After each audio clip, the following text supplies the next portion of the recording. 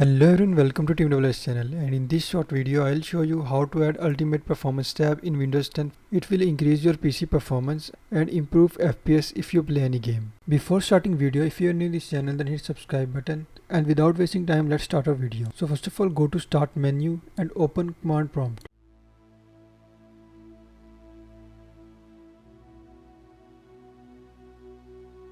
So now type the same command in your command prompt.